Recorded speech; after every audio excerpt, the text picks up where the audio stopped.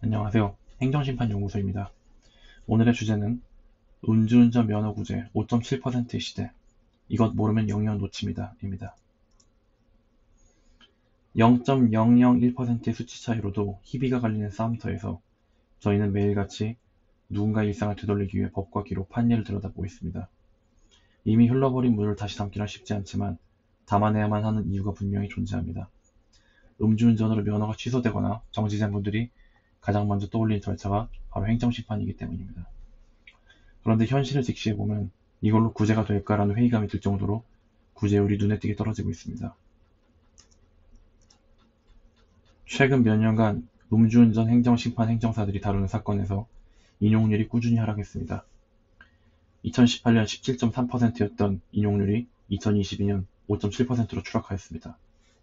사회적 인식의 변화, 법원의 엄격한 심리, 음주운전에 대한 경각심 강화가 맞물린 결과입니다. 게다가 2019년 6월 시행된 윤창호법 이후 상황이 더욱 어려워졌습니다. 혈중 알코올 농도 단속 기준이 0.05%에서 0.03%로 강화되었고 처벌 수준도 최대 징역 5년 혹은 2천만 원 벌금으로 상향되었지만 그럼에도 억제 효과가 미비하다는 분석이 나오고 있습니다. 삼성화재 교통안전문화연구소의 자료에 따르면 지난해 음주운전 운전자 중 재범자 비율이 42.3%에 달했습니다.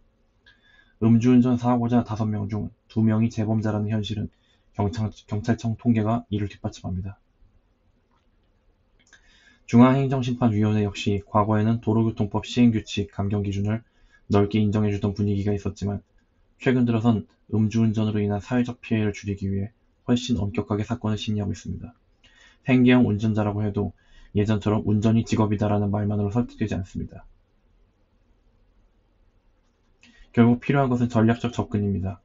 상황에 맞는 판례와 재결을 찾아내는 것, 처분과 직접적인 관련이 있는 양형자료를 모으는 것, 그리고 이 일을 뒷받침해주는 행정법적 해석과 입증력 있는 자료.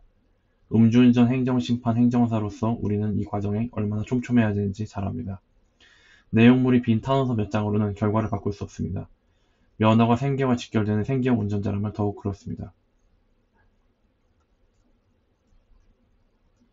저희는 비례의 원칙을 바탕으로 음주운전 행정심판 행정사가 직접 컨설팅합니다. 2015년 행정사 자격을 취득한 지 10년 가까이 경찰조사 단계부터 행정심판까지 수많은 사례를 다뤄왔습니다. 제출 가능한 시기에 맞춰 서류를 작성하고 2일 이내 등기 발송을 원칙으로 합니다. 진정서와 반성문, 탄원서 등 필요한 문서를 상황에 맞게 구성해 생계형 운전자가 살 길을 찾을 수 있도록 도와드립니다. 비용 또한 명확하고 합리적입니다. 국내 최초로 음주운전 구제에 특화된 균일한 서비스 79만원, 표준화된 비용 안에서 분명한 진행 과정을 제공하는 것이 저희의 기본입니다. 1일이면 상담과 착수까지 충분합니다. 전문 상담사가 카톡으로 상황 분석을 진행하고 구제 확률을 판단한 뒤 계약을 체결하여 처음부터 끝까지 케어하며 맞춤형 전략을 진행합니다. 음주운전 행정심판 행정사를 찾고 있고 생계형 운전자로서 현실적인 구제를 원하신다면 한 번만 봐달라식의 접근은 더 이상 통하지 않습니다. 돌파할 길을 함께 찾아왔으며 앞으로도 찾아내고자 합니다. 구제에서 필요한 것은 감정보다 정교한 준비입니다. 언제든지 연락주세요.